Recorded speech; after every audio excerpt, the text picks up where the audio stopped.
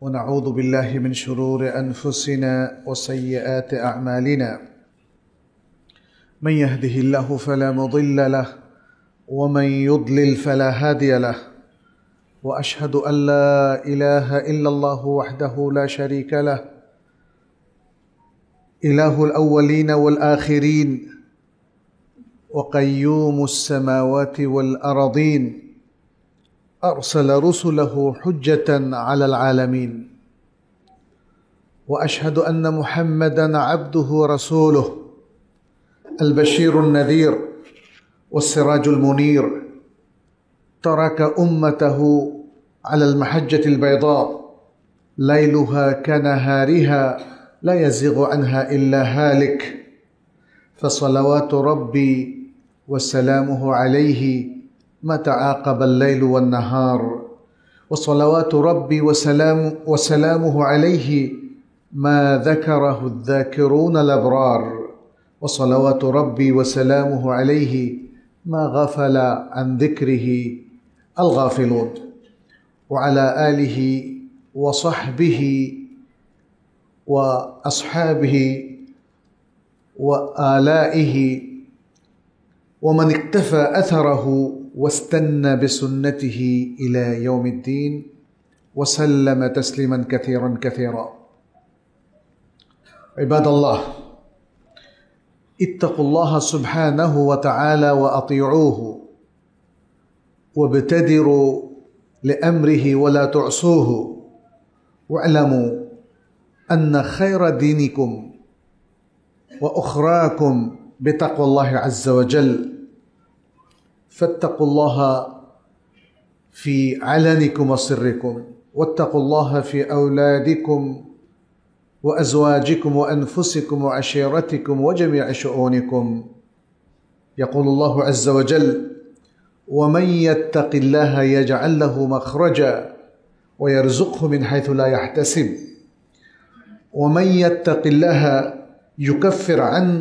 يكفر عنه سيئاته ويعظم له أجرا. يا أيها الذين آمنوا إن تتقوا الله يجعل لكم فرقانا. ويقول الله عز وجل أيضا: يا أيها الذين آمنوا اتقوا الله وقولوا قولا سديدا يصلح لكم أعمالكم ويغفر لكم ذنوبكم ومن يطع الله ورسوله فقد فاز فوزا عظيما. أما بعد، أيها المسلمون، نحن في بيئة مليئة بالمعاصي والآثام। আমরা এমন একটা সমাজে এবং বিশ্বে বসবাস করছি যেটা এখন পাপ, দুর্নীতি, অন্যায়, অবিচার, অপসংস্কৃতিতে একদম ভরপুর। ফিতনার পর ফিতনা, এবং এই ফিতনা যে কোনো একটা নির্দিষ্ট জায়গায় সীমাবদ্ধ নয়। আপনার ব্যক্তিগত জীবন দেখবেন অনেক ফিতনা, আপনার পরিবারে, আপনার এলাকায়, জনপদে, প্রতিবেশীর সাথে, কিংবা সমাজ, রাষ্ট্র, সব জায়গাতেই এই ফিতনায় আল্লাহ তাআলা আমাদেরকে রেখে মূলত পরীক্ষা করছেন। আল কোরআনে এ সম্পর্কে প্রচুর বক্তব্য এসেছে। যেমন আল্লাহ সুবহানাহু ওয়া তাআলা বলছেন: আহাসিবান নাসু আন ইউতরাকু আন ইয়াকুলু আমান্না ওয়া হুম লা ইফতানুন। মানুষ কি ধারণা করে যে তারা যদি বলে আমরা ঈমান এনেছি, এ কথা বললেই তাদেরকে ছেড়ে দেওয়া হবে এবং তাদেরকে কোনো ফিতনায়, ট্রায়াল কিংবা পরীক্ষার মধ্যে তাদেরকে ফেলা হবে না? আল্লাহ তাআলা মানব জাতিকে প্রশ্ন করছেন, এবং তিনি আসলে প্রশ্ন করার উদ্দেশ্যই হচ্ছে বোঝানো যে আপনাদেরকেও ট্রায়াল ফেস করতে হবে, কারণ এটা পৃথিবীর ইতিহাস। কে বলেছেন? স্বয়ং আল্লাহ সুবহানাহু ওয়া তাআলা। পরের আয়াতে তিনি বলছেন: ওয়ালাকাদ ফাতান্নাল্লাযীনা মিন ক্বাবলিহিম, তাদের আগের লোকদেরকে আমি পরীক্ষা করেছিলাম, তাদেরকেও ফিতনার মধ্যে নিমজ্জিত করেছিলাম। ফালা ইয়ালামান্নাল্লাহু ফালায়ালামান্না আল্লাহুল্লাযীনা সাদাকু ওয়া লায়ালামান্নাল কাযিবিন। অবশ্যই অবশ্যই আল্লাহ জানতে চান যে তাদের মধ্যে কে সত্যবাদী, কে সত্যের উপর চলে, সত্যের উপর ভিত্তি করে জীবনটাকে সাজায়, আর কারা মিথ্যাবাদী। আম হাসিবাল্লাযীনা ইয়ালামুনা সাইয়্যাতি আন ইয়াসবিকুনা সাআ মা ইয়াহকুমুন। আল্লাহ সুবহানাহু ওয়া তাআলা বলছেন, নাকি যারা ইয়ামালুনা সাইয়্যাত, যারা খারাপ কাজ করে। ফিতনার অন্যতম কারণ হচ্ছে খারাপ কাজে সম্পৃক্ত হওয়া। আল্লাহ বলছেন, যারা খারাপ কাজ করে তারা কি ধারণা করে যে তারা আমার আগে চলে যাবে, আমাদেরকে পেছনে ফেলে দেবে? তারা যা বলছে, হুকুম দিচ্ছে, ফয়সালা করছে, এটা খুবই নিকৃষ্ট। আল্লাহ সুবহানাহু ওয়া তাআলা এই অ্যাসেসমেন্টটা পুরো বিশ্ব নিয়ে করেছেন। আমাদের অনেক গবেষণা করতে হয়। আল্লাহর কি অনেক গবেষণা করতে হয়? কারণ তিনি জানেন কি হচ্ছে না হচ্ছে, কি তার ফলাফল, কি তার কনসিকুয়েন্স, অতীতে কি হয়েছে, বর্তমানে কি হচ্ছে, আর ভবিষ্যতে কি ফলাফল এই জনপদের লোকেরা ভোগ করবে, এটা আল্লাহ তাআলা জানেন। এজন্যই তিনি সেই জানার আলোকে যে সমস্ত মহাসত্যগুলো তুলে ধরেছেন আল কোরআনে, আনফর্চুনেটলি আমরা না পড়ার কারণে এগুলো বুঝিও না, জানিও না। আমাদের সমাজবিজ্ঞানীরা কত সোশ্যাল সার্ভে করে, কিন্তু কোরআন পড়ে না। পৃথিবীর বড় বড় বিজ্ঞানীরা কত মহাসত্য আবিষ্কার করে, এরপরে কোরআন পড়ে দেখে, আরে এরা তো আবিষ্কৃত জিনিস উনি নতুন করে আবিষ্কার করলেন। আল কোরআনটা একটু ভালো করে যে মহাসত্যগুলো সেখানে দেয়া আছে, সবগুলোই দেখবেন যে এখনকার মানুষ নতুন করে আবিষ্কার করছে। একটা ঘটনা, সৌদি আরবের প্রখ্যাত একজন শেখ বাংলাদেশে এসেছিলেন 2005 সালে। সেই সভাতে আমিও ছিলাম, ডক্টর আব্দুল্লাহ আল মুসলাহ। তিনি কোরআনিক মিরাকল নিয়ে কথা বলছিলেন এবং সেখানে বললেন, মারাজাল বাহরাইনে ইয়ালতাকিয়ান। এই ঘটনাটা বললেন, লোহিত সাগরে রাশিয়া কিংবা ইউরোপের যে বিজ্ঞানীরা সেখানে লং টাইম ধরে গবেষণা করছেন, তারপরে তারা আবিষ্কার করলেন যে দুটো সাগরের কিছু প্রভেদ রেখা আছে যেখানে পানি দুই রকম। এই পানিটা এখানে চলে আসার পরেও সে একরকম থাকে না, যে এই রেখার পানি একরকম, ওই রেখার পানি একরকম, অথচ পানি কিন্তু মিক্স হচ্ছে। আপনারা ইউটিউবে এগুলো দেখবেন এখন।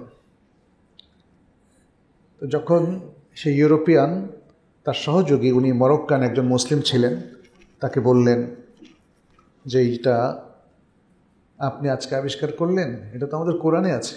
তো বলে কি? তখন ওই যে সূরা রহমানের ওটা দেখানো হলো। যতটুকু জানি তিনি ইসলাম গ্রহণ করেছিলেন। এই যে ফিতনা, এই যে ফলাফল, এই যে আমাদের বৈশিষ্ট্যগুলো সব কোরআনে আল্লাহ তাআলা উল্লেখ করে দিয়েছেন। আজকের এই ফিতনার যুগে আমরা আমাদের সন্তানদেরকে কিভাবে মানুষ করব, আসলে মূল টপিক হচ্ছে সেটাই। এদিকেই ফিরে আসতে চাই, অন্যদিকে বেশি কথা বললে মূল টপিকে কথা হবে কম। আমাদের সন্তানরা, ছেলে হোক মেয়ে হোক, সবাই কিন্তু আমাদের কাছে আমানা। আল্লাহ একটা আমানত হিসেবে দিয়েছেন। দেখবেন যে অধিকাংশ মানুষ আমানতটা ঠিকমতো রক্ষা করে না। এই জন্য আল্লাহ একটা চমৎকার সিস্টেম দিয়েছেন আমাদেরকে। তার দেয়া একটা প্রক্রিয়ার মধ্য দিয়ে সন্তানরা পৃথিবীতে আসে। সেই প্রক্রিয়ার মধ্যেও দেখবেন স্বামী স্ত্রীর মধ্যে প্রচণ্ড এক ভালোবাসা। সেই ভালোবাসার ফসল হলো তার সন্তান। কি চমৎকার, তাই না? সন্তান হওয়ার পরে সারা পৃথিবীর সকল প্রাণীর মধ্যে মাতৃস্নেহ এবং পিতৃস্নেহ, এটা কার দান? আল্লাহর দান। আল্লাহ যদি এই ভালোবাসাটা তৈরি না করতেন, তাহলে এই অসহায় মানব শিশুগুলোর কি অবস্থা হতো বলেন তো? অন্যান্য প্রাণীকুলের মধ্যেও কিন্তু সে ভালোবাসাটা আছে। আল্লাহ আমাদেরকে আমানত দিলেন, আর এই আমানতের দিকে একটা চমৎকার ভালোবাসাটাও দিলেন। কারণ এই আমানতদারি রক্ষা করতে গেলে আপনার যে আকর্ষণ, যে দায়িত্ববোধ এবং তাদেরকে গড়ে তোলার যে বিশাল সংগ্রাম, এই সংগ্রামে আপনি জয়ী হতে পারবেন না যদি এই ভালোবাসাটা না থাকে। ফলে সন্তানদের প্রতি যে ভালোবাসা বাবা এবং মায়ের, এটা কিন্তু অন্য কোনো রিলেশনে আর নাই। আপনি দেখেন আপনার প্রতি আপনার মা বাবার যে যতটুকু ভালোবাসা, আপনার মা বাবার প্রতি আপনার ততটুকু ভালোবাসা কিন্তু নাই। মা এবং বাবা সন্তানের জন্য যে পরিমাণ পরিশ্রম করেন, সন্তান কিন্তু সে পরিমাণ পরিশ্রম করে না। উল্টো কি করে? বাবা মাকে ইগনোর করে, উপেক্ষা করে, অথবা নিজের নববিবাহিত স্ত্রী ঠেলায় বৃদ্ধাশ্রমে পাঠিয়ে দেয়। এরকম ঘটনা ঘটে না? ঘটে প্রচুর। তাহলে কোথায় আপনার সে ভালোবাসা বলেন? বাবা মায়ের প্রতি সন্তানের ভালোবাসা এটা অনেকটাই ক্ষণস্থায়ী এবং সময় সাপেক্ষে। আমরা কত সন্তানকে দেখলাম বাবা মা তাদের জীবনের সব টাকা দিয়ে তাকে হয় কোনো ইউরোপিয়ান স্কুল কিংবা কলেজ ইউনিভার্সিটিতে পড়িয়েছে, অথবা নর্থ আমেরিকান কোনো ইউনিভার্সিটিতে পড়িয়েছে। ওখানে পড়ার পরে ওরা কিন্তু আসলে সহজাত ভালোবাসাটাকে একটু মডিফাই করে ফেলে। বুঝতে পেরেছেন তো? একটু চেঞ্জ করে ফেলে, আপনাকে সেলফিশ করে ফেলবে। আজকের ওয়েস্টার্ন এডুকেশন আপনাকে দুনিয়ামুখী করবে, আর যে দুনিয়ামুখী হবে সে সেলফিশ হবে। কারণ দুনিয়া হয়ে যাবে তখন তার ফার্স্ট প্রায়োরিটি, তার প্রধান আকর্ষণ হচ্ছে দুনিয়া। এটাকে আর ভেঙে বললাম না। এজন্যে অনেক সন্তান যারা ওয়েস্টার্নে থাকে, বাবা মা মারা গেলেও তাদের অন্তরটা তো অলরেডি মরেই গেছে, আর ভালোবাসা অনুভব করে না। বলে যে তোমরা তার সৎকার করে দাও, দাফন করে দাও, সময় নাই, আমি ব্যস্ত। তোমরা জানো ওয়েস্টার্ন লাইফ কত বিজি লাইফ। কিন্তু সত্যিকারের ভালোবাসা এই জন্য আপনি মুসলিমদের মধ্যেই পাবেন।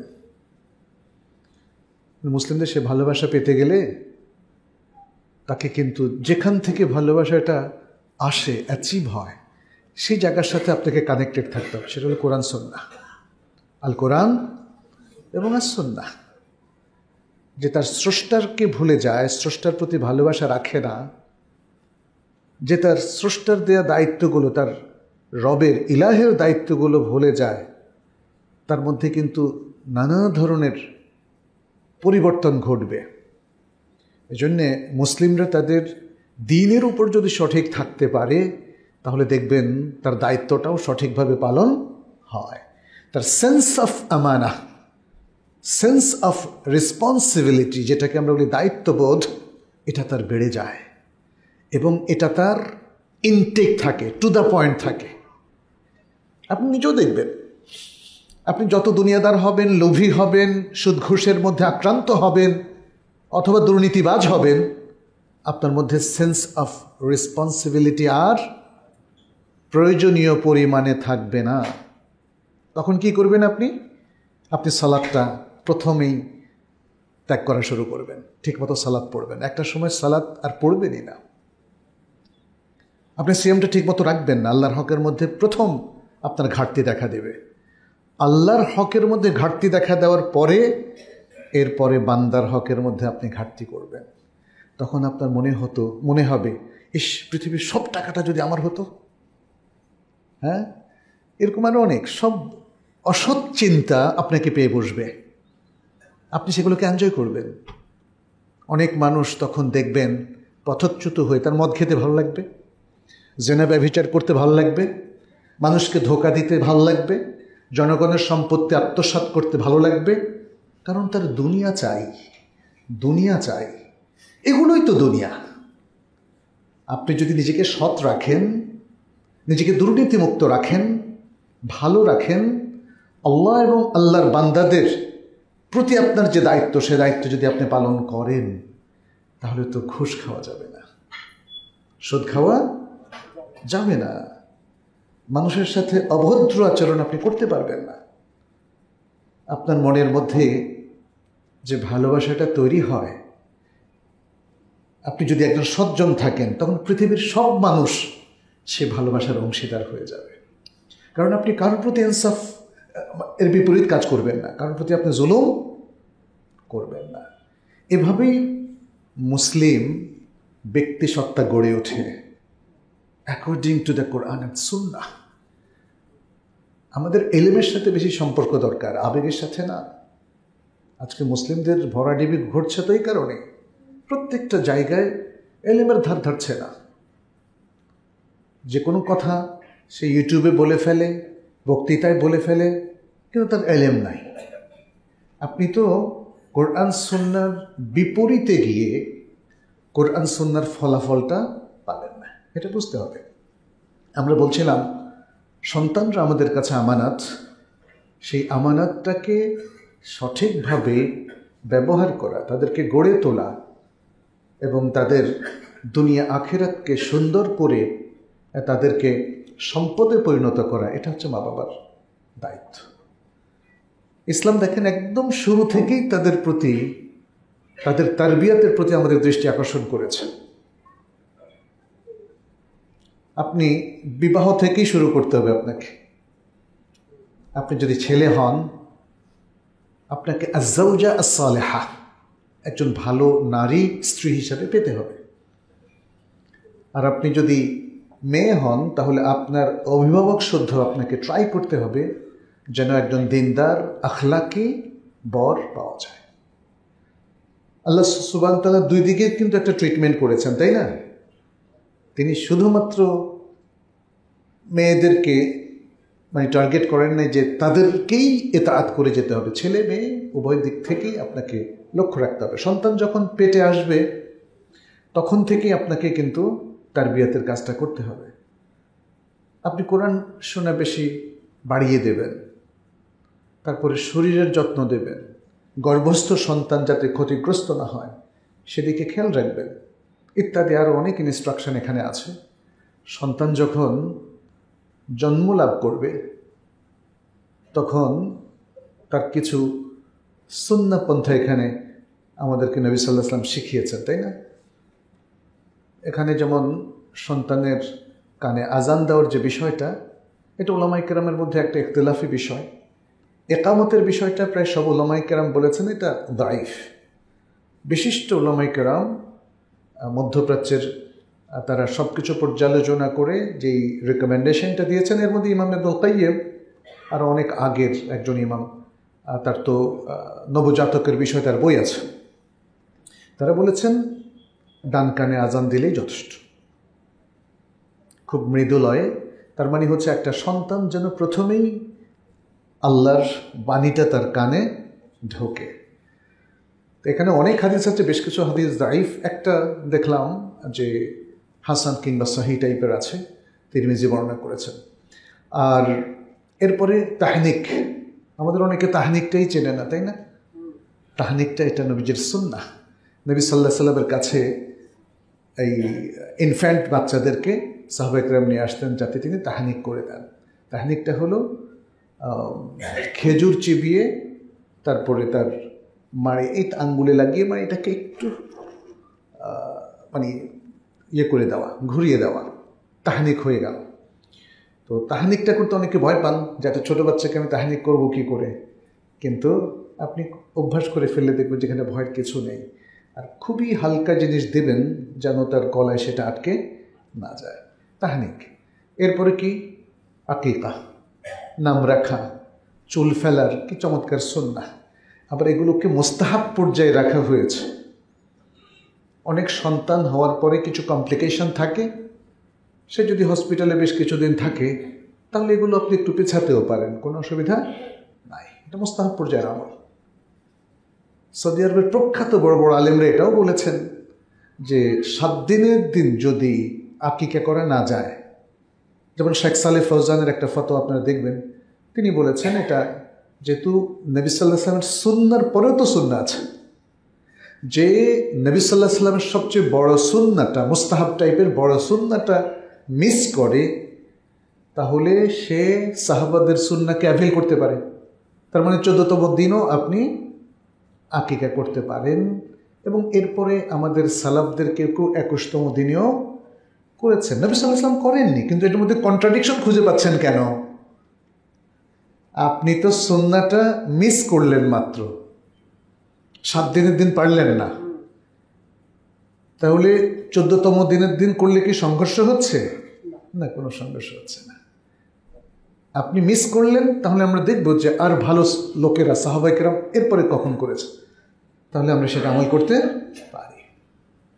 অধিকাংশই দেখা যাচ্ছে যে প্রথম ডেট মিস করার পরে এভাবে করেছেন।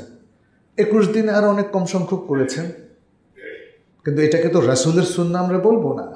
বাট রাসূল সাল্লাল্লাহু আলাইহি ওয়াসাল্লামকে যারা ভালোবাসতেন তারা মিস করার পরে এভাবে আমল করেছেন, অতএব আমরা সেটা করতে পারি।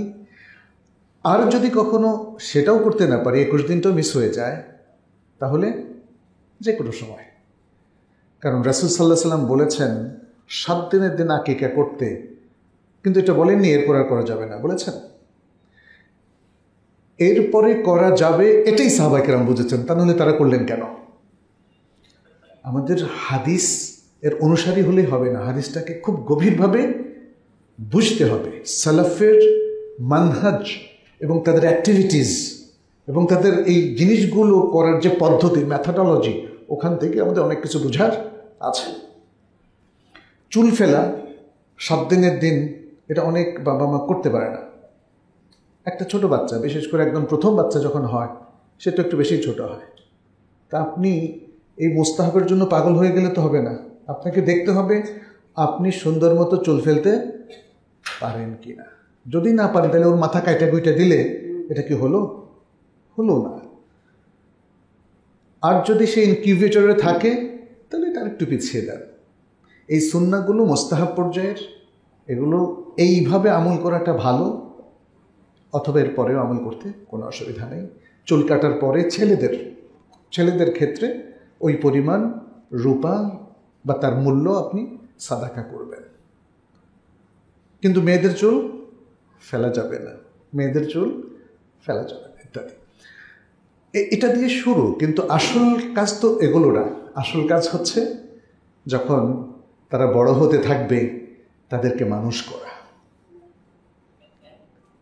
কারণ মনে হয় প্রাণীর মধ্যে এই মানুষই হচ্ছে সেই প্রাণী যাদেরকে মানুষ হিসাবে তারবিয়ত দিলে মানুষ হয়, আর তা না হলে কি হয়? অমানুষ হয়। মানুষরূপী অমানুষ হয়। আছে কিনা পৃথিবীতে? এরকম আছে, আছে। আমানতদারি হচ্ছে প্রত্যেক মা বাবা, আপনারা যারা আছেন, আপনার সন্তানকে মানুষ করা। আল্লাহ তাকে মানুষ হিসেবে সৃষ্টি করেছেন, যথার্থভাবে আল্লাহ তার সৃষ্টির কাজটি করে দিয়েছেন। এরপরে তার বিয়ে দিয়ে মানুষ হওয়ার দায়িত্বটা আল্লাহ আপনাকে দিয়েছেন। এর অনেক প্রমাণ আছে, আমি বলবো আপনাদেরকে। তাকে মানুষ হিসাবে গড়ে তোলার জন্য আপনাকে অনেক কষ্ট করতে হবে। আপনার সন্তান, আল্লাহ তাকে ফুটফুটে সুন্দর মায়াবী চেহারার এক সন্তান দিলেন, কারণ সৃষ্টি তো আমাদের হাতে না। কার হাতে? আল্লাহর হাতে। আলা লাহুল খালকু ওয়াল আমর, আলা লাহুল খালকু ওয়াল আমর, সৃষ্টি এবং নির্দেশ তার। সো কমান্ড করবেন আল্লাহ, সৃষ্টিও করবেন তিনি। এই জন্য সৃষ্টিকে ডিস্টর্ট করার কোনো অধিকার মানুষের নাই। ছোট্ট একটা কথা বলি, যেমন আজকে ট্রান্সজেন্ডার ইস্যু চলে এসছে, এটা কমপ্লিটলি আল্লাহর সাথে যুদ্ধ। ট্রান্সজেন্ডার, লিঙ্গ পরিবর্তন, এটা ইসলামের সাথে ভয়ঙ্করভাবে সাংঘর্ষিক, এমনকি মানবতার সাথেও। আজকে অপরাধী চক্রের অনেকেই ওই ট্রান্সজেন্ডার, যে পুরুষ ছিল আগে এখন মহিলা হয়েছে। ইট ইজ এ টেকনিক। যাই হোক, এটা অন্যদিকে চলে যাচ্ছে কথা।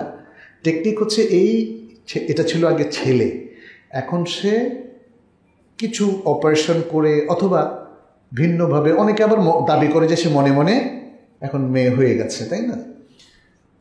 এটা হলো একটা চালাকি, যাতে সে মেয়েদের সাথে প্রতিযোগিতা অবতীর্ণ হয়ে সে বিশ্ব রেকর্ড করতে পারে ইত্যাদি নানা ধরনের ব্যাপার আছে। এগুলো একটু গভীরভাবে আমাদেরকে জানতে হবে। এই ব্যাপারগুলো যদি নাও থাকে, তবুও এটা সৃষ্টিকে পরিবর্তন। যে জেন্ডার আল্লাহ দিয়েছেন এটাকে আপনি পরিবর্তন করার অধিকার নেই। তবে যাদেরকে আমরা খুনসা বলি, এটা ট্রান্সজেন্ডার না, কিন্তু এদেরকে আমরা কি বলি? বাংলায় হিজড়া বলি। তবে আরও একটু ভালো কোনো শব্দ হলে ভালো হতো। সবসময় কোনো ত্রুটি পাওয়া গেলে লোকরা কিন্তু খারাপভাবে তার নাম দেয়, যেমন কান কাটা জাহাঙ্গীর, তাই না? জাস্ট একটা উদাহরণ দিলাম। মানে লোকজন কিছু একটা ত্রুটি পেলে তাকে খুব বাজে নাম দেয়, এটা ঠিক না। এখন যারা হিজড়া তাদের তো একটু কমপ্লিকেশন আছে। আরবিতে তাদেরকে বলা হয় খুনসা। হ্যাঁ, কয়েক ধরনের খুনসা আছে। যারা পুরুষ কিন্তু একটু মেয়েলি ভাব আছে, যারা মেয়ে কিন্তু একটু পুরুষালি ভাব আছে। আরেকটা হলো খুনসা আল মুশকিল। সৃষ্টিগতভাবে তারা এটার শিকার, অতএব এদের জন্য অপারেশন করে একটু বেটারমেন্টের সুযোগ আছে। আর আপনার আমার মতো সুস্থ মানুষ অপারেশন করে ট্রান্সজেন্ডার হওয়ার কোনো সুযোগ নেই, এটা মনে রাখবেন। এটা অপরাধ, এটা ক্রিমিনাল অফেন্স, অতএব এটা করা যাবে না। সন্তানদের ক্ষেত্রে দেখেন, আল্লাহ তাদেরকে যে অ্যাপিয়ারেন্সটা দিয়েছেন কি চমৎকার সুন্দর, একটা ফুটফুটে সন্তান। এমনকি কালো হলেও তো আমাদের মায়া লাগে, শুধু বাবা মা না, আমাদের সবারই মায়া লাগে, তাই না? আল্লাহর কাজটা করে দিয়েছেন। আল্লাহ একটা কাজ আমাদের হাতে তুলে দিয়েছেন, সেটা হচ্ছে আল্লাহ যে ফিতরাতের উপর এই সন্তানকে সৃষ্টি করলেন, আপনার কাজ হচ্ছে সেই ফিতরাতের উপর কন্টিনিউ করা। সহিহ বুখারী মুসলিমের সে বিখ্যাত হাদিস তো আপনারা জানেন। নবী সাল্লাল্লাহু আলাইহি সাল্লাম বলেছেন, কুল্লু মাউলুদিন ইউলাদু আলাল ফিতরাহ। প্রত্যেক নবজাতক শিশু ফিতরা তথা নেচার এর উপর জন্মগ্রহণ করে থাকে। নেচারটা কি? উলামায়ে কেরাম বলেন, নেচার হচ্ছে সেই জিনিস ডিস্টরশনের আগে তার যে অবস্থা সেটা। আচ্ছা, আল্লাহ যখন সৃষ্টি করলেন, আল্লাহ কি তাকে অবাধ্য কাফের হিসেবে বানিয়েছেন? আল্লাহ কি তাকে জীবনের প্রথম দিক থেকে পাপী করে দিয়েছেন? এটা কি কোনো নবজাতক শিশু, ছেলে অথবা মেয়ের ক্ষেত্রে এটা ঘটেছে? ঘটেনি।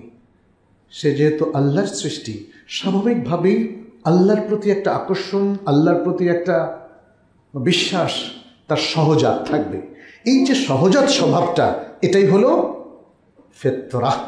অতএব উলামায়ে কেরাম জোর করে এই শব্দটার উপর ইসলাম কথাটা এমনি চাপিয়ে দেননি, এটা চাপিয়ে দেওয়ার ব্যাপার না। মানুষের সহজাত স্বভাব হলো যে তাকে ক্রিয়েট করেছে তার স্বীকৃতি দেওয়া, তাওহীদের স্বীকৃতি দেওয়া, এটা হলো ফিতরাহ। আর পৃথিবীতে একটাই রিলিজিয়ন আছে যেটা তাওহীদের স্বীকৃতি দেয়, সেটা হলো ইসলাম। অন্যরা কোনো না কোনোভাবে নাস্তিকতা অথবা পৌত্তলিকতা অথবা কুফরির সাথে সম্পৃক্ত, সবগুলো অন্য সকল ধর্মই। তো এটা কোনো আক্রমণাত্মক কথা না, ইট ইজ দ্য রিয়ালিটি, তাই না? আপনাকে তো অ্যাসেস করতে হবে। পৃথিবীতে এখন অধিকাংশ জায়গাতেই আপনি দেখবেন খারাপের রাজত্ব চলছে, খারাপ, এটা তো রিয়ালিটি। যারা খারাপভাবে রাজত্ব করছে তাদের কষ্ট লাগবে, তারা হয়তো রিয়্যাক্ট করবে, তারা রিয়্যাক্ট করুক আর যাই করুক, but this is the reality. তো এক্ষেত্রে আমরা যেটা বলতে চাচ্ছি, তাহলে আল্লাহ রাসূল সাল্লাল্লাহু আলাইহি ওয়াসাল্লাম বলছেন, প্রত্যেক নবজাতক শিশু ফিতরাতের উপর, অর্থাৎ তার সহজাত প্রবৃত্তির উপর, অর্থাৎ তাওহীদের উপর সে জন্মগ্রহণ করে। তাওহীদের ঈমান, আকীদা, বিশ্বাস নিয়ে সে জন্মগ্রহণ করে, এটা তার সহজাত জিনিস। এখন মা বাবার দায়িত্বটা কি? মা বাবার দায়িত্ব হচ্ছে আল্লাহ যে সহজাত প্রবৃত্তির উপরে, স্বভাবের উপর তাকে সৃষ্টি করলেন, আপনি সেটাকে নারিশ করবেন, সেটাকে ধরে রাখবেন। কোনো মা বাপ কি তার কোনো সন্তানের বলে যে দুটো চোখ দরকার কি, একটা চোখ দরকার, একটা চোখ ঘুটে নষ্ট করে দাও, করে এটা? দুটো কানের দরকার কি, একটা কান নষ্ট করে দাও, করে এটা? এত মানে দেখেন, আপনি কিন্তু তার শারীরিক সব কিছুকেই প্রচণ্ড রকম তাকে সেবা যত্ন করে গড়ে তুলছেন, কিন্তু তাওহীদের ব্যাপারটা, ফিতরাতের ব্যাপারটা কেন ইগনোর করছেন? আপনার উচিত তাকে যেন ফিজিক্যালি যেভাবে তাকে গড়ে তুলছেন, তার ফিতরাত এবং তাওহীদটাকেও সেভাবে আপনার তারবিয়াত এবং এডুকেশনের মাধ্যমে গড়ে তোলা। তাহলে আমানতদারিটা পালন হবে, তাহলে আমানতদারিটা পালন হবে। ফিতরাতের উপর মানুষকে গড়ে তোলার জন্য একটা প্ল্যান প্রোগ্রাম লাগবে, সেটাই হচ্ছে রেসপন্সিবিলিটি, সেটাই হচ্ছে আমানতদারি। দেখেন হাদিসের শেষে কি বলেছেন নবী সাল্লাল্লাহু আলাইহি ওয়াসাল্লাম, বলেছেন ফাআবাওয়াহু ইউহাউইদানিহি আও ইউনাসসিরানিহি আও ইউমাজ্জিসানিহি। তার বাবা মায়ের পরে তাকে তার ফিতরতটা পরিবর্তন করে দেয়। কেউ ফিতরত পরিবর্তন করে তাকে ইহুদি বানিয়ে দেয়, কেউ ফিতরত পরিবর্তন করে তাকে নাসারা বানিয়ে দেয়, কেউ ফিতরত পরিবর্তন করে তাকে অগ্নি উপাসক কিংবা পৌত্তলিকে পরিণত করে। আর মুসলিমরা এই ফিতরতটাকে ধরে রাখে, তারা এই ফিতরতের উপর ভিত্তি করে তার সন্তানকে গড়ে তোলে। অতএব আপনি যদি মুসলিম হন, মনে রাখবেন আপনি ফিতরত থেকে সরে গেলে পৃথিবীর কেউই আপনাকে আপন করে নেবে না, ওন করবে না।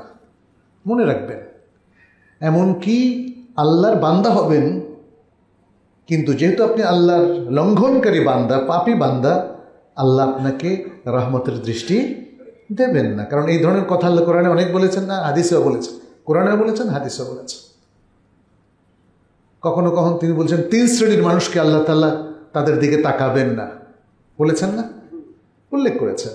তাহলে বোঝা যাচ্ছে যে ফুল ওনারশিপ পাওয়ার জন্যে আপনাকে একটা সিস্টেমে যেতে হবে।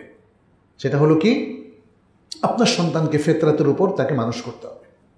ফিতরত থেকে চ্যুত হয়ে গেলে সে তখন অমানুষ হবে। আমি ইহুদিদের কথা বলেছি, আল্লাহ রাসূল সাল্লাল্লাহু আলাইহি ওয়াসাল্লাম যখন এই হাদিসে বললেন বাবা মা তাকে ইহুদি করে, এটা কিন্তু একটা সমালোচনা, একটা ক্রিটিক, বুঝতে হবে। নাসারা করে, এটাও অনেকটা ক্রিটিক। ইহুদিরা আজকে ফিলিস্তিনে কি করছে দেখছেন না? এটা কোনো মানুষ করতে পারে? ইয়া সালাম, ইয়া সালাম। একটা জাতিকে পুরো নিশ্চিহ্ন করে এখন নাকি তারা সেখানে জনবসতি তৈরি করবে আর দখল করবে। ভাবা যায় সেটা? কোনো মানুষের পক্ষে এটা সম্ভব? অতএব বিষয়গুলো নিয়ে কিন্তু আমাদের ভাববার বিষয় আছে।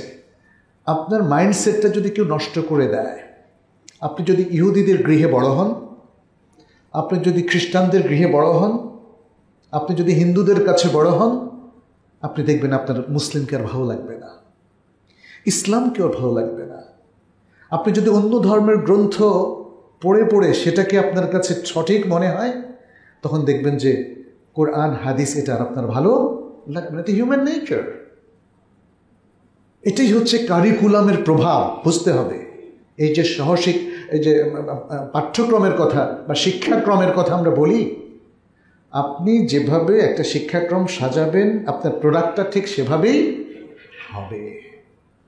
অতএব আমাদের বাবা মা, আপনারা যারা আছেন, আপনি আপনার সন্তানকে কোন পাঠ্যক্রম বা কারিকুলামের ভিত্তিতে গড়ে তুলবেন এই সিদ্ধান্ত কিন্তু আপনাকে নিতে হবে। আপনি যেন তেনভাবে কিছুই তৈরি করেন না। এই ধরেন একটা টুপি, এই যে আমার নেটের টুপিটা দেখেন, এটা বাংলাদেশি কোনো এক অঞ্চলের পুরুষ অথবা মহিলারা হাতে বুনেছে, যেন তেন করে করেছে না। যে কোনো ছোট্ট জিনিস, বাচ্চাদের খেলনাও দেখেন, প্রোডাক্টটা তৈরি করার জন্য তার একটা ম্যানুয়াল আছে, তার একটা সিস্টেম আছে, মেশিন আছে, এবং সেভাবে আস্তে করে তারা তাদের কাঙ্ক্ষিত প্রোডাক্টটা তৈরি করে। আমাদের কাঙ্ক্ষিত প্রোডাক্টটা কি? আমাদের সন্তান। তাকে আপনি কিভাবে তৈরি করতে চান সেইভাবে কি প্ল্যান নিতে হবে না? নাকি তাকে আপনি ছেড়ে দিবেন রাস্তার ছেলে মেয়েদের সাথে, অথবা ইউরোপিয়ান ছেলে মেয়েদের সাথে, কিংবা আমেরিকান ইউনিভার্সিটির ছেলে মেয়েদের সাথে আপনি ছেড়ে দেবেন? ওখানে কি সে ইসলাম শিখবে? ওখানে কি সে আখলাক শিখবে? ওখানে যে সে সবাইকে ওপেন দেখে, ফ্রি সেক্স দেখে, অশ্লীল দেখে, মেয়েদেরকে অত্যন্ত স্বল্প বসনা দেখে, কি কালচার শিখবে আপনি বলেন তো?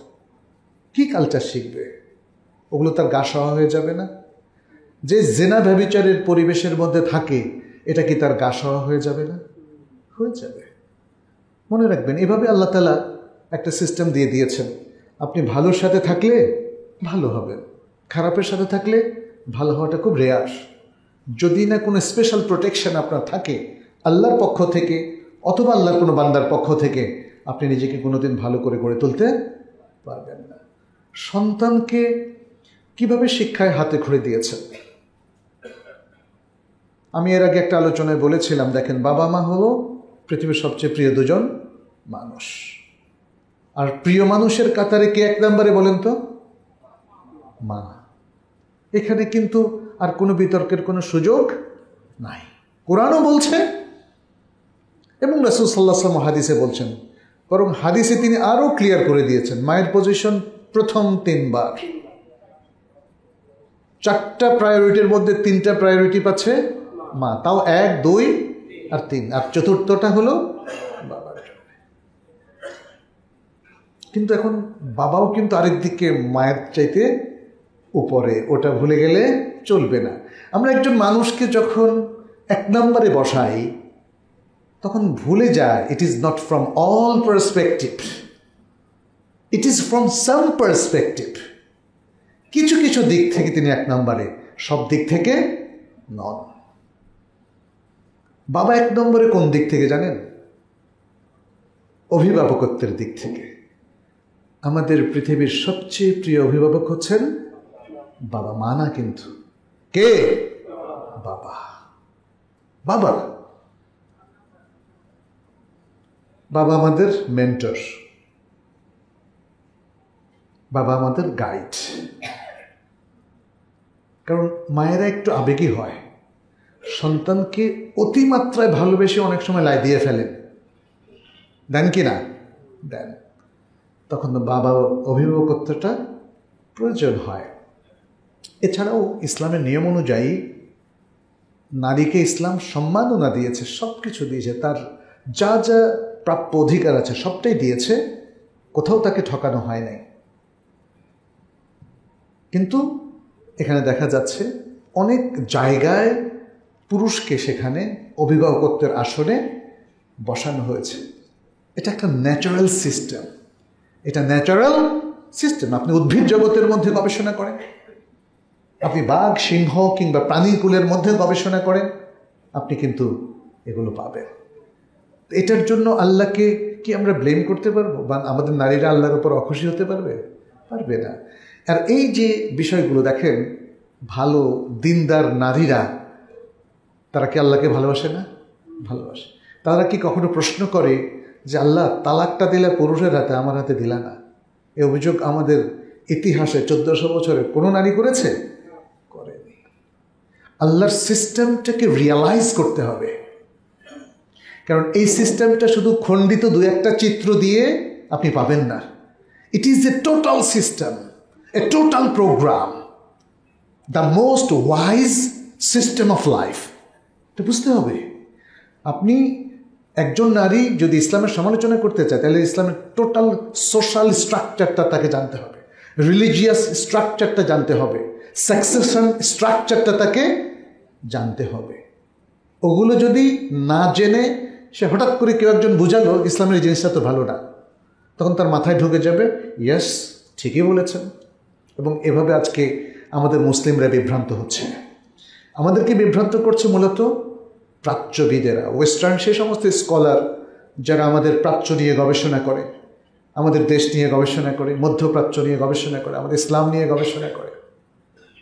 প্রাচ্যে বসে বসে সে আমাদের ইসলাম নিয়ে গবেষণা করে আমাদের মাইন্ডসেটটা তৈরি করে দেয়। ফলে ইসলামের ইতিহাসকে তারা বিকৃত করেছে, ইসলামের ম্যানার্সটাকে তারা বিকৃত করেছে, ইসলামের তালাক প্রথা, তারপরে বিবাহ প্রথা, ইসলামের সোশ্যাল স্ট্রাকচার ইত্যাদি আরও অনেক কিছুকে তারা বিকৃত করেছে। তাদের কাছ থেকে আমরা আসলে সঠিক গাইডেন্স কখনোই পাবো না। গাইডেন্স মুসলিমদেরকে নিতে হবে কোত্থেকে? কোরআন এবং সুন্নাহ থেকে। অতএব আপনার সন্তানকে আপনি কিভাবে মানুষ করবেন প্রিয় ভাইরা, এটা আপনাকে ক্লিয়ার করতে হবে। মুসলিম স্বতন্ত্র জাতিসত্তা হিসাবে ততক্ষণ পর্যন্ত পৃথিবীর বুকে বুক ফুলিয়ে দাঁড়াতে পারবে না যতক্ষণ পর্যন্ত না সে নিজেদের স্বাতন্ত্র্যকে রক্ষা করে। স্বাতন্ত্র্য হবে ঈমান আকীদায়, আমাদের অ্যাক্টিভিটিস, আমাদের মোরালিটি, আমাদের চমৎকার ইসলামিক নৈতিকতা, সত্যবাদিতা, সরলতা, ভদ্রতা, এগুলো হচ্ছে আমাদের মুসলিমদের সম্পদ। এগুলো কি আমরা অনেক সময় মনে করি ভদ্র অ্যাপ্রোচটা এটা দুর্বল? এটা সবচেয়ে সবল। এখন বাবা মা যদি আপনি ইংলিশ মিডিয়ামটাকে, তাদের কালচারটাকে বড় মনে করেন, ভুল করবেন। আপনি যদি মিশনারি স্কুলগুলোতে পাঠান, ভুল করবেন। আপনি যদি ইউরোপ আমেরিকার বিশ্ববিদ্যালয়গুলোতে পড়িয়ে মনে করেন যে আপনার সন্তান এখন জাতে উঠল, অনেক বড় ক্যারিয়ার তৈরি করলো, আপনি ভুল করবেন। আজকে মুসলিমদের ভরাডুবি এই কারণে হচ্ছে, আমাদের চিন্তা চেতনায় ব্যাপক পরিবর্তন, কারণ আমাদের লোকজন পড়াশোনা করছে সব বাইরে। তাহলে তাদের কৃষ্টি কালচার, তাদের চিন্তা চেতনাকেই তো ধারণ করবে। এটাই এডুকেশনের স্বভাব, এটাই শিক্ষা, শিক্ষার ফলাফল, এটাই কারিকুলামের মানে ফলাফল বা আউটকাম। একটা কারিকুলাম যেটা আপনি পড়লেন, ওই পড়ার যত প্রভাব সেটা ওই শিক্ষার্থীর উপর পড়তে বাধ্য, পড়বে। এটা থেকে কারো রেহাই নেই, আপনি যতই সচেতন হন না কেন। ফলে আমরা আপনাদেরকে বলবো, আপনারা কোরআন দিয়ে শুরু করুন, বাচ্চাকে কোরআন দিয়ে শুরু করুন। বাচ্চার হাতে খড়ি, সুন্দর। দেখেন আমাদের বইপত্রগুলো পর্যন্ত উল্টাপাল্টা হয়ে গেছে, আগডুম বাগডুম ঘোড়াডুম সাজে টাইপের বই দিয়ে আমরা আমাদের বাচ্চাদেরকে তৈরি করছি। অতে অজাগর, আপনি বাচ্চা তো অজাগর দেখলে এমনি ভয় পায়, আপনি অতে অজাগর দিয়ে কেন পড়াচ্ছেন, তাই না?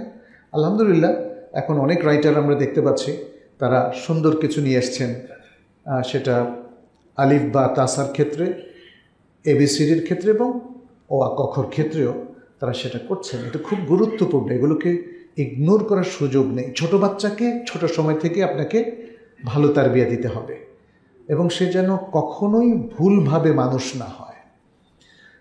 আনফর্চুনেটলি আমাদের মুসলিম দেশে সমস্যা শুধু ওয়েস্টার্নাররাই করে নাই, আমাদের এখানে বিভিন্ন ধর্মীয় গ্রুপ আছে, যে গ্রুপগুলো কোরআন সুন্নাহ থেকে যোজন যোজন দূরে, তারাও অনেক প্রবলেম ক্রিয়েট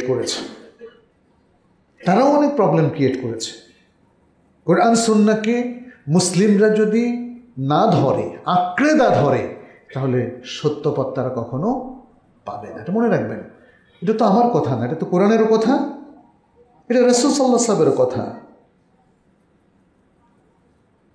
আল্লাহ তাআলা কি বলছেন? ফালা ওয়া রাব্বিকা লা ইউমিনুন হাত্তা ইউহাক্কিমুকা ফীমা শাজারা বাইনাহুম থুম্মা লা ইয়াজিদু ফি আনফুসিহিম হারাজাম মিম্মা কাদাইতা ওয়া ইউসাল্লিমু তাসলিমা। তিনি বলছেন মুমিনই হবে না, তোমার রবের শপথ, তারা মুমিনই হবে না যতক্ষণ পর্যন্ত তারা তোমাকে ফয়সালাকারী, তোমাকে কাকে? নবী সাল্লাল্লাহু আলাইহি সাল্লামকে ফয়সালাকারী হিসাবে মেনে না নেয়, এবং তিনি যে ফয়সালা দিয়েছেন সে ব্যাপারে মনে কোনো ধরনের দ্বিধা অনুভব না করে, এবং তারা সর্বান্তকরণে সেটাকে মেনে নেয়। এটা খুব সিগনিফিক্যান্ট। দেখেন এখানে সাইকোলজিক্যাল যত বিষয় আছে সব এখানে আল্লাহ তাআলা বলে দিয়েছেন।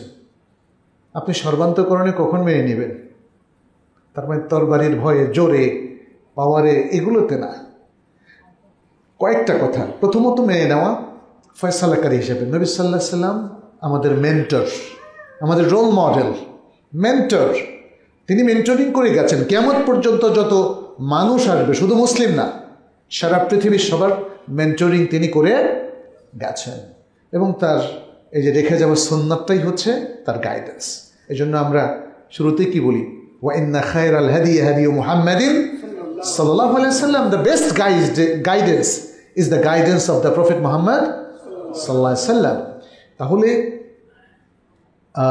যেটা বলছিলাম যে রাসূল সাল্লাল্লাহু আলাইহি ওয়াসাল্লাম এর যে সুন্নাহ এবং তার যে গাইডেন্স, এটা আমাদেরকে মেনে নিতে হবে, এবং আমাদের সন্তানকে এর সাথে কানেক্ট করে দিতে হবে। আমরা অনেকেই মনে করি আধুনিক শিক্ষিত যে কানেকশনের কারণে সে বায়াসড হয়ে যাবে, গোঁড়া হয়ে যাবে। না, গোঁড়া তো এখন যারা হচ্ছে এরা কোরআন সুন্নাহ থেকে দূরে থাকার কারণে গোঁড়া হচ্ছে। কোরআন সুন্নাহ পড়ে কেউ কি গোঁড়া হয়েছে?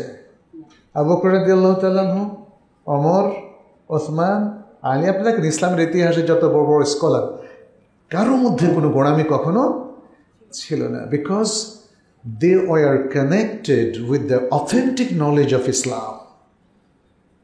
আপনি যখন অথেন্টিক নলেজটা মিস করবেন, তখন ওই জায়গাটা দখল করবে বিভ্রান্তিকর কিছু তথ্য এবং কিছু, যেমন যেটাকে আমরা ফ্যাব্রিকেটেড হাদিস বা জাল হাদিস বলি, সেগুলো, এবং সেগুলো এসে আমাদেরকে নিয়ে যাবে। যে কদিন আগে দেখলাম লোকজন বলা বলি করছে এই যে ভাই বোনদের সাথে এখনই তোমরা দেখা সাক্ষাৎ বেশি বেশি করো, আখিরাতে কিন্তু আর দেখা পাবা না। দেখেছেন অনেকে না? সুবহানাল্লাহ। আমাকে একজন পাঠিয়েছে, আমি দেখি নাই। তখন আমি সাথে সাথে বললাম, এটা একদম অসত্যের প্রলাপ। এটা এটা আসলে তাকে তাম্বি করা দরকার। আর আপনারাও জেনে রাখেন, কারণ হাদিসের মধ্যে কিছু ইন্ডিকেশন আছে যাতে বোঝা যায় যে সমস্ত আত্মীয় স্বজনদের সাথে দেখা সাক্ষাৎ হতে পারে। তাহলে এই কথাটা কিভাবে প্রচার হয়, তাই না? এভাবে যদি আল্লাহ সম্পর্কে মিথ্যা কথা প্রচার করেন, তার ফলাফলটা কি? আল্লাহ বলছেন এবং আল্লাহ রাসূল সাল্লাল্লাহু আলাইহি ওয়াসাল্লাম বলছেন আল্লাহ আসমানে আরশের উপর আছেন, আর আমরা তাকে বলছি না আল্লাহ সর্বত্র বিরাজমান। আল্লাহর জ্ঞান সর্বত্র বিরাজমান, আল্লাহর কুদরত, আল্লাহর দৃষ্টি, আল্লাহর শোনা। একটু বুঝতে হবে, বোঝার ব্যাপার আছে। এভাবে শরিয়া নিয়ে একদল মানুষ বলে শরিয়া ইজ ম্যান মেড, কারণ শরিয়া যারা ফিকহবিদ তারা নাকি শরিয়া সৃষ্টি করেছে। অথচ আল্লাহ তাআলা কি বললেন দেখেন, সূরা সম্ভবত আল জাথিয়ার মধ্যে 18 নম্বর আয়াত, ওয়াকাযালিকা জাআলনাকা আলা শরিআতিন মিনাল আমরি ফাত্তাবি'হা। হে রাসূল, এভাবেই আমি আপনাকে একটা শরিয়ার উপর স্থাপন করেছি, অতএব শরিয়াকে অনুসরণ করুন। ওয়ালা তাত্তাবি আহওয়া আল্লাযিনা লা ইয়ালামুন, আর যাদের নলেজ নাই, যারা জানে না, তাদেরকে অনুসরণ করবেন না। প্রিয় ভাইরা, কথা খুব সলিড। এখানে হয়তো প্যারেন্টিংয়ের আরও অনেক সুন্দর সুন্দর ইসলামিক ফর্মুলা আছে, সেগুলো আমাদের জানতে হবে, বুঝতে হবে। কিন্তু আমাদেরকে অবশ্যই আমাদের সন্তানকে আমানত হিসাবে গ্রহণ করতে হবে। এবং একটা জিনিস আপনার কাছে আমানত রাখার পর আপনি যতটা কেয়ারফুলি ওটাকে প্রোটেক্ট করেন, আপনার সন্তানকে ততটা বা তার চেয়ে বেশি কেয়ারফুলি প্রোটেক্ট করতে হবে, এজন্য বকে না যায়। এই যুগের ফিতনা, আমরা শুরুতেই বলেছিলাম ফিতনার কথা, নানা ফিতনায় আমাদের সন্তানরা কিন্তু আক্রান্ত হচ্ছে। আমাদের সন্তানরা সোশ্যাল প্ল্যাটফর্মের ফিতনায় আক্রান্ত হয়েছে, Android phone, tab, gadget culture যেটাকে বলা হয়, ওটার দ্বারা আক্রান্ত হয়েছে। পারছি না আমরা তাদেরকে তুলে নিয়ে আসতে। আমাদের সন্তানরা এখন আর সকালের সালাত পড়ে না, আমাদের সন্তানরা এখন কোরআন পড়তে পারে না। আপনিই তো পারেন না বাবা, আপনিই তো পারেন না, আপনার স্ত্রী পারে না, সন্তানকে আপনি কিভাবে কোরআন শেখা দেবেন? কোরআনের সাথে কোরআনের অর্থটাও তো জানতে হবে, তাই না? যেহেতু আমরা অনারব, আমাদের কোরআনের অর্থটা জানতে হবে, কোরআনের মেসেজ। আমি ডক্টর মোহাম্মদ শাইবানি, মদিনা ইউনিভার্সিটির একজন প্রখ্যাত প্রফেসর, তাকে জিজ্ঞেস করেছিলাম, ওস্তাদ, এই যে অনেকেই কোরআন হাদিস মুখস্থ করে কিন্তু তাদের মধ্যে সুন্দর আখলাক পাচ্ছে না, হোয়াটস দ্য রিজন? উনি বললেন, because they memorized the text of the Quran and the text of hadith, but they are missing the education of the Quran and the education of Hadith, of Sunnah. কোরআন এবং সুন্নাহর যে education, শিক্ষা, যে তারবিয়া, যে প্রশিক্ষণ, মুসলমানদের বহু মানুষ সেটাকে মিস করছে। সেই এডুকেশনটা তারা পাচ্ছে না। ফলে এডুকেশনটা না পেলে এটা তো তাবিজের মতো কাজ করবে। আর তাবিজটা কি আসলে অথেন্টিক কিছু? অথেন্টিক কিছু না।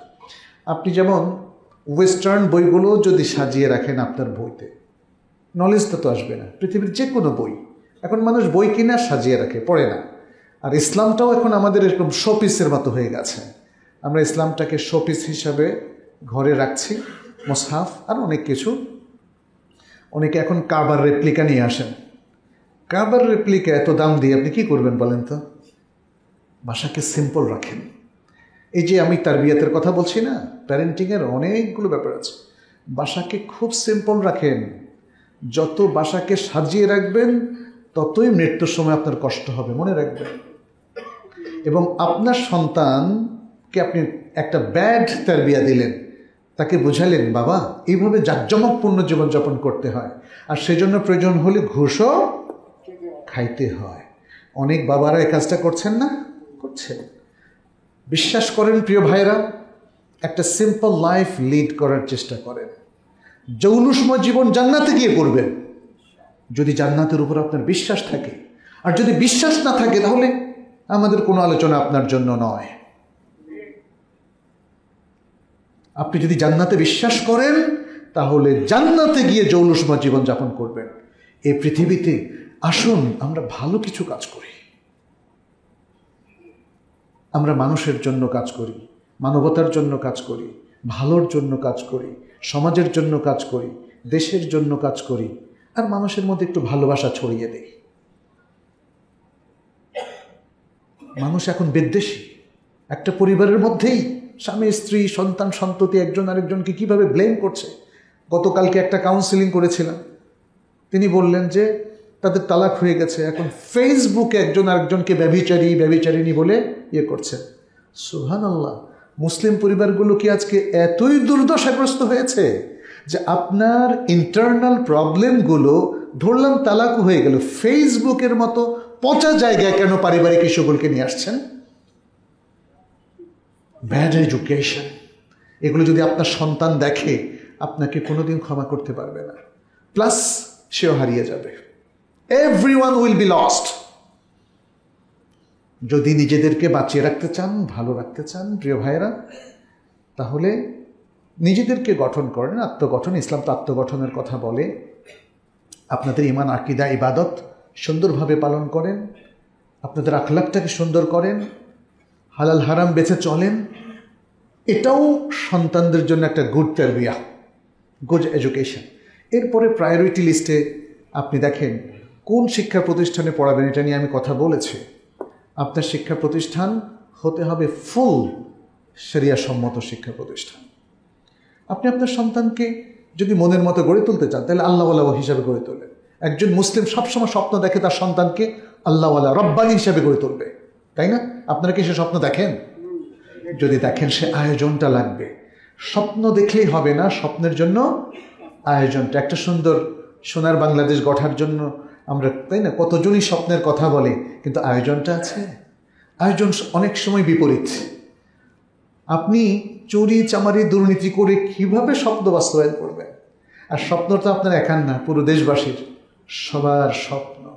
সবার স্বপ্নের জন্য আত্মত্যাগ করতে হবে। আত্মস্বার্থ বিসর্জন দিয়ে অন্যের স্বার্থকে প্রাধান্য দিতে হবে, সামষ্টিক স্বার্থকে প্রাধান্য দিতে হবে। ইসলাম এগুলো শিখিয়েছে, ইসলাম এগুলো শিখিয়েছে।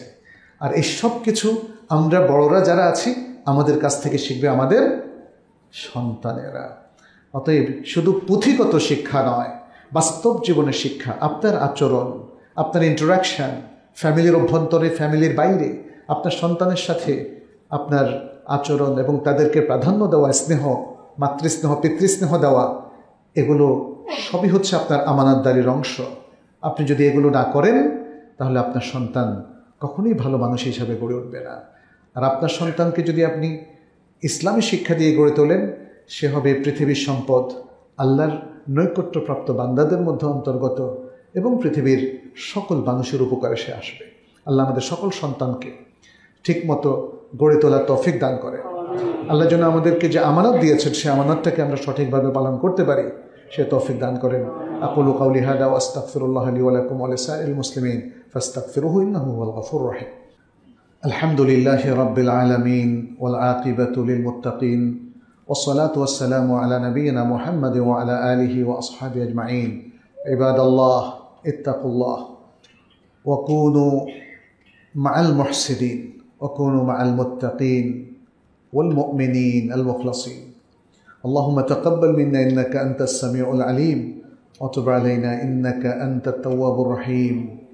عباد الله, আপনাদের প্রতি আবারও সংক্ষেপে একটা ছোট্ট আহ্বান, সেটি হচ্ছে আসুন আমরা বাবা মা হিসেবে আমাদের দায়িত্ব পালন করি। আর বাবা যারা আছেন তারা প্রত্যেকেই একজন ভালো বাবা, আল আব as-সালেহ হওয়ার চেষ্টা করেন। আপনারা কি সূরা কাহফের মধ্যে পড়েন নাই? ওয়া কানা আবুহুমা সালেহা। আপনি সৎ হলে এর ফলাফল জগৎবাসী তো পাবেই, সবার আগে পাবে আপনার সন্তান। আমাদের বোনেরা যারা আছেন তারাও আল উম্মাহাত as-সালেহাতের মধ্যে অন্তর্গত হওয়ার চেষ্টা করেন। একজন ভালো মা হন, একজন বিদুষী মহিষী মা হওয়ার চেষ্টা করুন। বরং ইসলামও বলে এর বাইরে অন্য মানুষকেও আমরা বলতে দেখেছি যে একজন শিক্ষিত প্রশিক্ষিত বিদুষী মা পুরো জাতির কারিগর।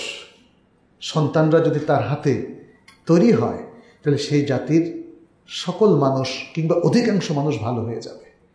অথবা আমাদের নারীদের উপর আজকে বিশাল দায়িত্ব। পাশ্চাত্যের ফাঁদে পা দেবেন না, পাশ্চাত্যের ফ্যাশনেও পা দেবেন না।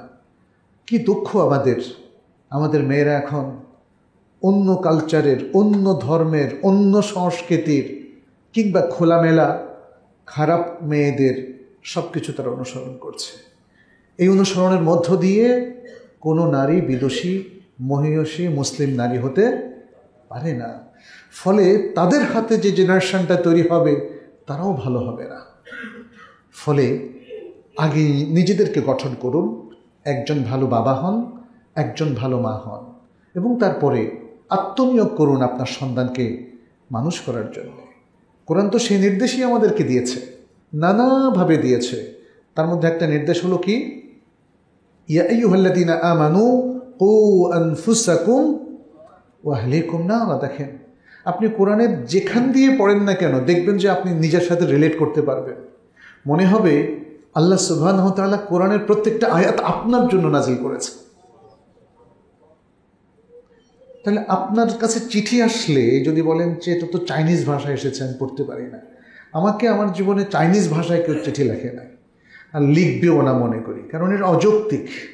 আমাকে লিখবে যে ভাষা আমি বুঝি। আল্লাহ তাআলা কোরআনকে নাজিল করেছেন আরবি ভাষায়। আরবি ভাষা সবাইকে বুঝতে হবে। অনারবদের উপর আরবি ভাষা শেখাটা ওয়াজিব। এটা আমাদের অনেক বড় বড় আলেমরা বলে গেছেন। এটা ওমর ইবনুল খাত্তাব রাদিয়াল্লাহু তাআলা আনহু থেকে এসেছে। ইমাম ইবনু তাইমিয়া রাহিমাহুল্লাহ বলেছেন, আরবি ভাষা না বুঝলে তো কোরআন বুঝবেন না, কোরআন না বুঝলে তো আল্লাহ আপনাকে কি বলেছেন সেটা বুঝবেন না। আল্লাহ আমাদেরকে তৌফিক দান করুন, সঠিক বুঝ দান করুন। নিজেদের আত্মগঠনের পর যেন সন্তান গঠনে আমরা সর্বাত্মক প্রচেষ্টা করতে পারি, আল্লাহ সে তৌফিক আমাদেরকে দান করুন। আমাদের সন্তানদেরকে ভালো মুসলিম হিসাবে গড়ে ওঠার তৌফিক দান করুন, এবং আমাদের যত সব ভুল বিভ্রান্তি আছে আল্লাহ ক্ষমা করে দিন। আল্লাহ আমাদেরকে মাজিদ তৌফিক দান করুন যেন আমরা আমাদের ঈমান ঠিক রেখে আমাল সালেহ করে যেতে পারি। আমরা আমাদের পরিবার, পরিজন, সমাজ, জনপদ, রাষ্ট্র তথা মুসলিম উম্মাহ সবার জন্য যেন সুন্দরভাবে কাজ করতে পারি, আল্লাহ যেন সে তৌফিক আমাদেরকে দান করেন।